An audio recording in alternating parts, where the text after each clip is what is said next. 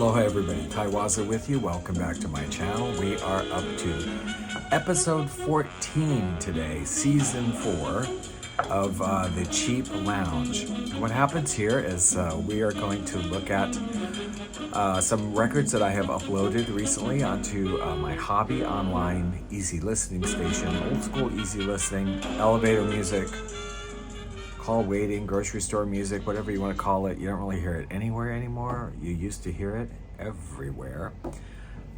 So those records are like in dollar bin record store, in dollar bins and thrift stores across the land.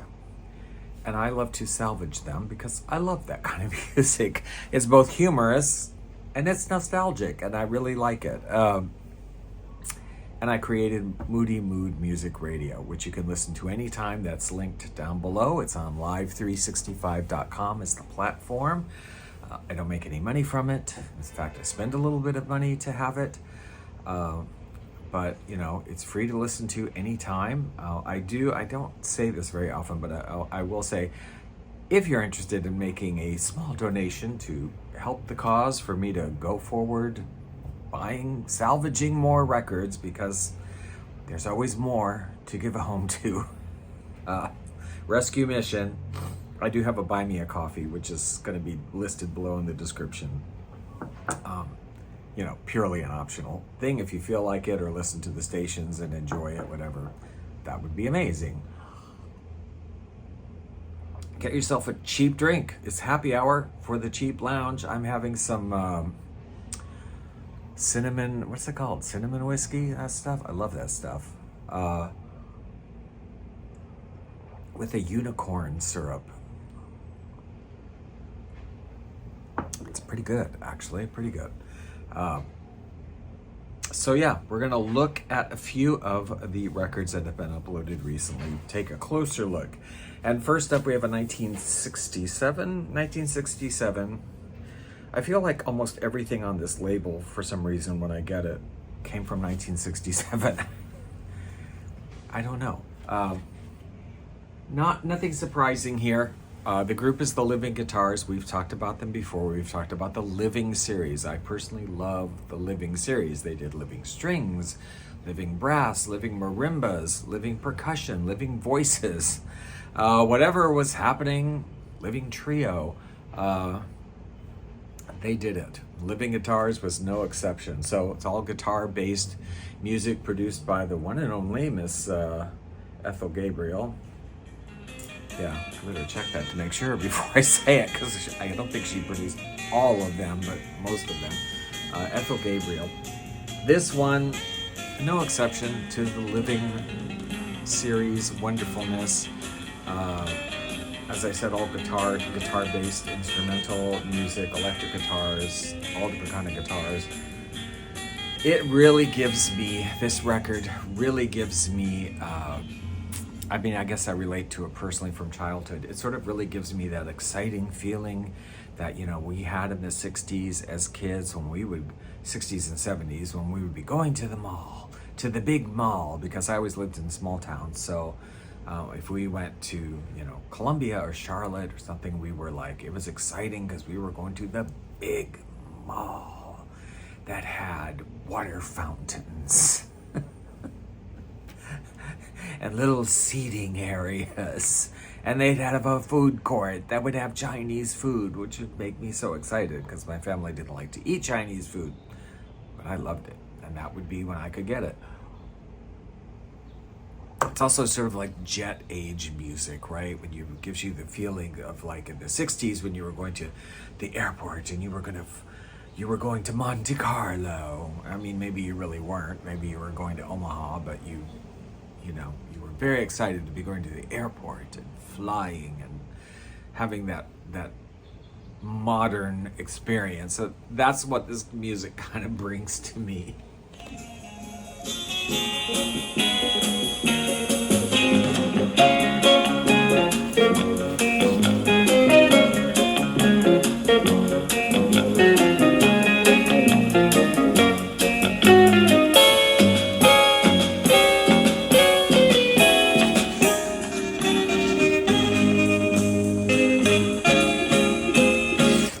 this is on the RCA Camden, which is like the budget label branch of RCA Victor. This was stuff that kind of either reissued things, or like this, they recorded things that would be sort of inexpensive, and they were sold a lot at, like, you know, you would, rather than a regular record store, you would see these RCA Camden records like at Kmart or, you know, Sears or something, where they sold, some department store where they sold records. Up next, you know, we're just gonna talk about this one for a second, but I think, I'm not gonna say this one is collectible, but it's an early Ferrante and Teicher, and I think there's some interest in it because it's an early one of theirs, the Twin Pianists. It's on Urania Records, and it was reissued. This came out in 1955, but it was reissued several times, actually, with different covers on it. So oddly, there was some sort of demand for it through the years. I say oddly because this is purely a personal opinion. I don't rag on records very often, you know, but this one, maybe not ragging isn't the right term, but I'm just gonna say, I don't understand the purpose of this record. Like, why did Ferrante and Teicher do this record, you know? Because their early stuff, they did crazy things. They got a little more easy listening as time went on, but their earlier material from this era was kind of crazy. I mean, they would do all sorts of really weird and innovative things with the piano. If you ever have a chance to get their Christmas record, you must, because it's just bizarre. Rhapsody, it's kind of classically based. I mean, they were classically trained, whatever, but it's kind of classical. I mean, some of the selections, Hungarian, it was only like 6 selections on it. Hungarian Rhapsody, Romanian Rhapsody, they're all Rhapsodies, go figure. Cornish Rhapsody, Swedish Rhapsody, Rhapsody in Blue, and their own composition, Hollywood Rhapsody. Some of it's pretty heavy classical kind of stuff, and then other stuff like the Swedish Rhapsody is kind of light music, and their own Hollywood Rhapsody. Rhapsody in Blue, I don't know, like, I did put a couple of selections onto Moody Mood Music from this record, but I do feel like it's, generally speaking, kind of heavy. And even the Rhapsody in Blue, they kind of go off on a tangent. And I did upload it onto Moody Mood Music. It's there now, but I may hear it once or twice and go, I don't know, that's a little too intense, something. I don't know. I don't understand exactly why they did this record, but it's interesting. Who they were appealing to, I don't know.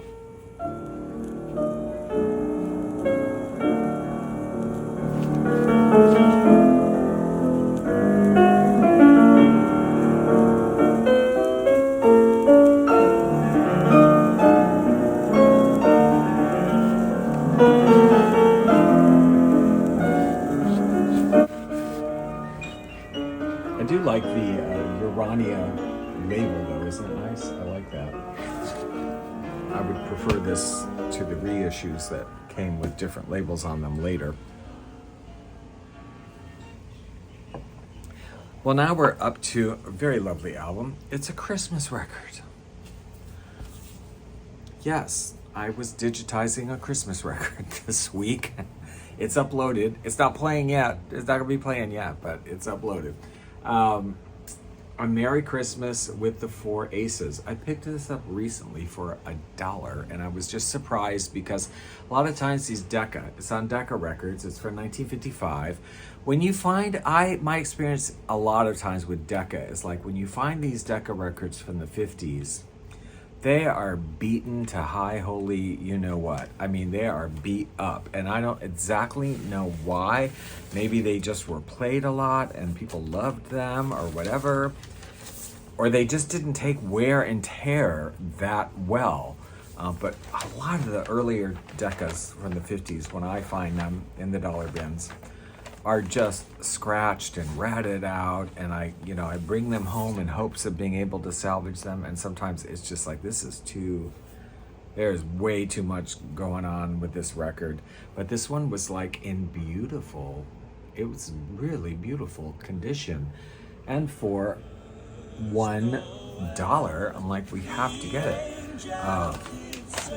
The Four Aces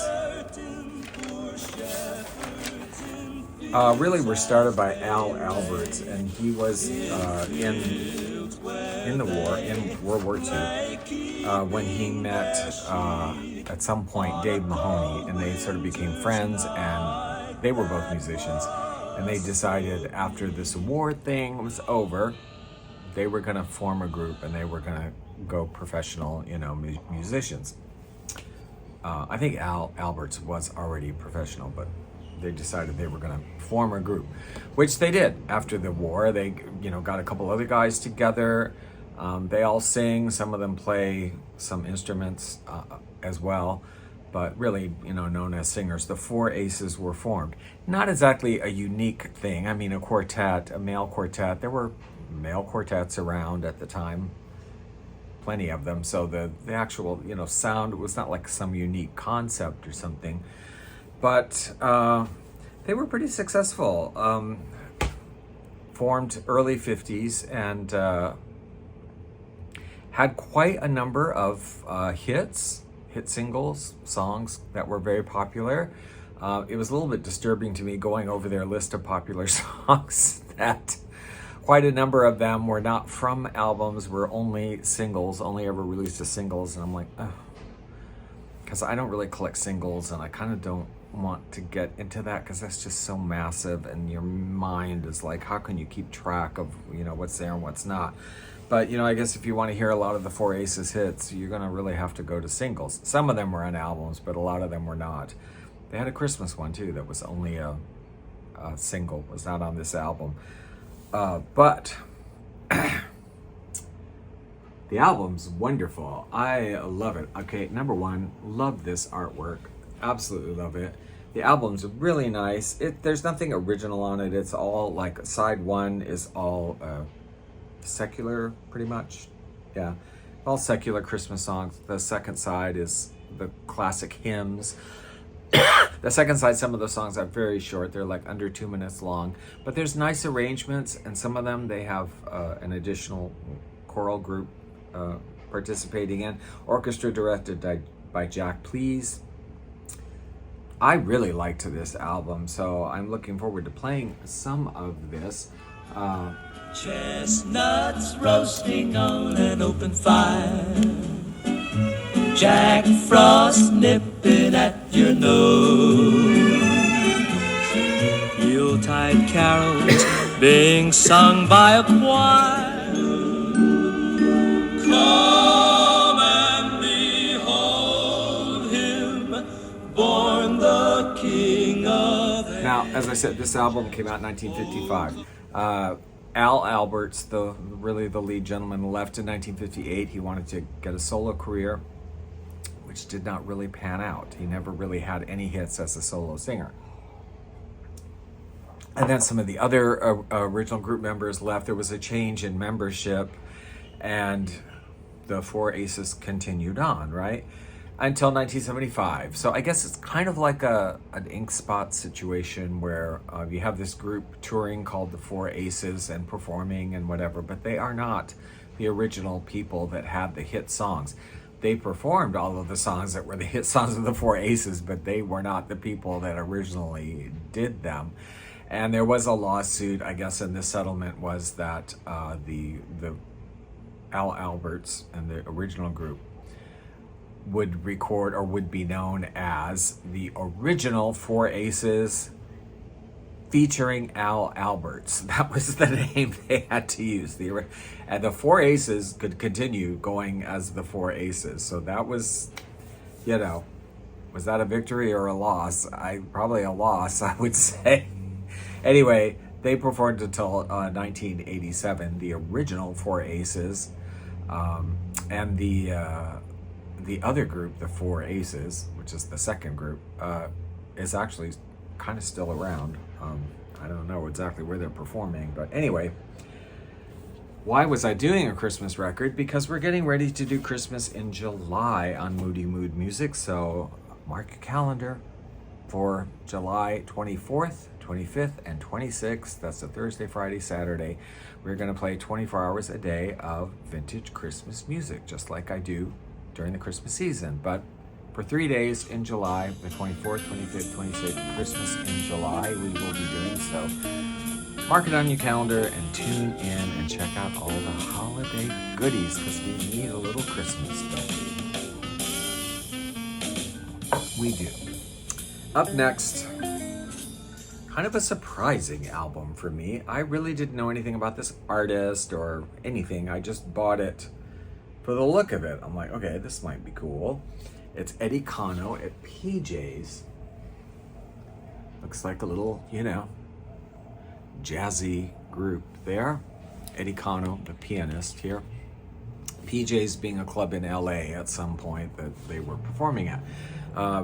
Eddie Cano had quite a nice long career, was classically trained in piano, and let me see, born in 1927, by 1943 he was working with different local bands, had his own bands going forward for 1948, more than one, but he was, always did side work for other artists, but had his own bands for 1948. Going onward, and I guess he was known, not to me, I didn't know, but he was kind of known for promoting himself and doing new recordings and singles and things with every new dance craze that kind of came along. Because this was the time period where there was a lot of today it's the cha-cha, and tomorrow it's the swim, and then we're gonna do the frug, and then we're gonna do the hully-gully or whatever.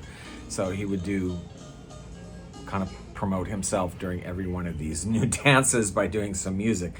But this one, what really took me away, and reading about him, this was kind of a signature of his, was that he did do sort of Latin, Afro-Cuban kind of Latin sounds, but also did a lot of jazz work that really almost approached modern jazz, right? So it was kind of a combination. My impression when I was playing this album to digitize it was, wow, this kind of sounds like a really cool Exotica Martin Denny record, but without bird calls. That's kind of what it gave me. Because there's pretty heavy percussion, there is some Latin influence, and yet it's definitely jazz. Some of it's a little more, modern jazz sounding with this percussion and with this sound. Their treatment of like Laura is really nice. The trolley song is very different. A Taste of Honey, they just do it very differently. I completely, thoroughly enjoyed this record, and we have to say that we give, it's from 1962, by the way, and we have to give something else that I noticed right away that I loved when I saw it was this lovely little conquistador on the wall. I mean, that's fabulous, right?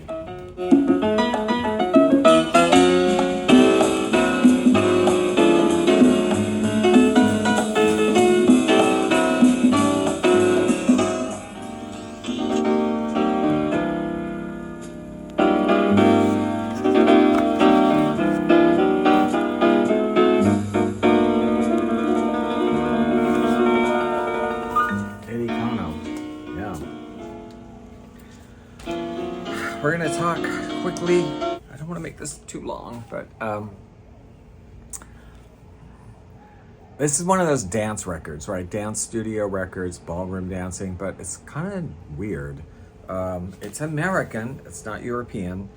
Comes out of Baltimore, Maryland. It's called Baltimore Dances, and I do have a second one in the stacks. Baltimore Dances by Helmut Licht. Now, who's Helmut Licht? I don't know. I can't really tell you, because there ain't much out there when you're trying to find some information. I tell you what this label says, because this is basically all I could really find on the guy. He is a band leader and composer-arranger. He's the only one who can claim to have been a gold medal dance instructor, because he was also a dance instructor, and that's how he paid for his tuition to the Peabody Conservatory of Music, was by being a dance instructor. And he majored in composition. He originally from Germany, but came to the United States, and he launched out into the American music market, ballroom dancing music. So it's a mix of Latin and American rhythms. And I'll tell you why I like it. Okay, so these are all original compositions by Mr. Licht. by Helmut. So they're not like your standards or anything, which I always enjoy that when it's something completely new. And also, he plays the keyboard. There are real instruments and there's some real percussion, and there's some actual instruments here, but he is playing. There's also keyboards and synthesizers, electric keyboards. He's playing those. He's the person playing all the synthesizers and electric keyboards, which are prominently featured on this record. So in combination, to me, a lot of people wouldn't like that, right? I mean, that would kind of be a turnoff, but I'm kind of weird that way. And for me, when I hear that, with these songs that are original compositions that you wouldn't know, it's really giving me production library music, right? It's really giving me that vibe, like the record albums that were done by music companies that were producing music not to be played on the radio as like so-and-so and his orchestra, but were to be used for theatrical productions or television stations, radio stations, when they needed music, like some theme show thing, or they needed, for commercials or whatever, you could use this music. It was created for that. So it's all, kind of themed music, like happy grocery store shopping. Or Rover the dog has passed away, sad music, like just different themes, kind of. And this is like that. I mean, it's Charlie's Cha-Cha, Waltzing Easy, Wyatt's Riot, Easy Fire, I love it. This is not gonna be everybody's cup of tea, but I am so here for this record. I'm really looking forward to hearing the second one as well. 1975, 76, and 77. This album, these songs were done. Baltimore Dances, Helmut Licht. Great. It's production music, man, and I'm here for it.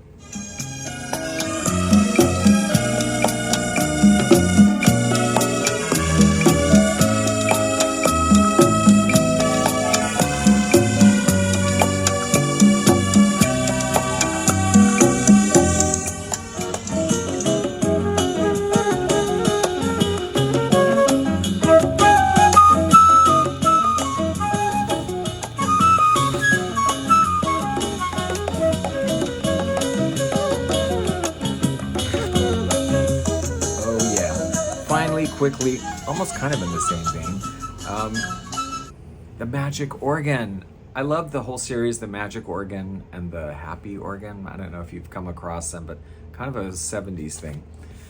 So these are not like, the organs of the great church organs or the console, the big organs. These are like small console organs that people could have in their home that you could buy. I don't know if you were alive then or you remember them, but I distinctly remember in the 70s these organs kind of being all over the place.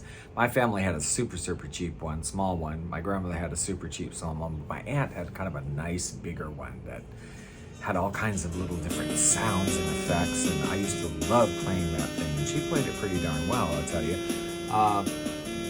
And you would go to the mall and they would have the organ shops, and they would have somebody who would demonstrate, every so often, like, ooh, organ show, and they would go out there in front of the store and play the organ, or you go inside, they'd sometimes be playing it, and it's such a memory for me, like just, there's that 1970s time capsule when I was, a young teenager kind of thing.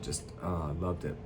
Anyway, that's what this is. This is one of them organs around the world with themed songs from different places around the world. Again, something that may not be your thing, but I think if you listen to it with you listen to Moody Blue music, and every once in a while or something you hear one of these songs, it's like, oh, that takes me back to going to the Swiss colony and Morrison's cafeteria and what's that caramel corn stuff that you used to be able to buy in the mall all the time.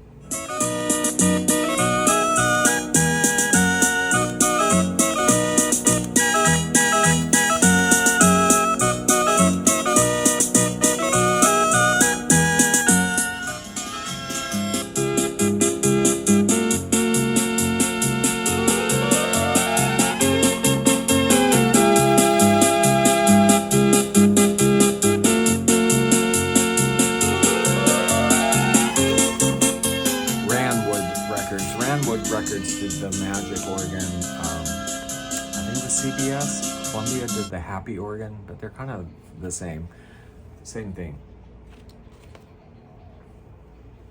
Their home is now the dollar bin, I think, or thrift stores mostly. I don't know that they're considered collectible at this point, but hey, Moody Mood Music is all about the old, beautiful collectible and about that stuff that's getting ready to be taken out to the trash that we can go, no, I want Helmut Licht. I want it. I want to play it for everyone. So you can hear selections from these albums and hundreds and thousands, actually, of others. Over 9,000 songs in rotation at any given time at Moody Mood Music on live365.com. You can check that out down below. And also, do not forget, please, folks, Christmas in July on Moody Mood Music, July 24th, 25th, 26. I would love to have you join me. I'm going to be there. I'm going to be burning my Christmas tree candles. I'm going to be drinking my eggnog. I don't know if I can get eggnog, but I'm going to be having some apple cider or something. I don't know. I'm going to be enjoying my Christmas in July, and I hope you'll be there with me enjoying it as well. So thank you guys for watching. Please like the video, share it. Comment below if you have any of these records or any of these memories about some of this crazy stuff. I'm gonna finish my drink and we will talk to y'all later. So have a good day.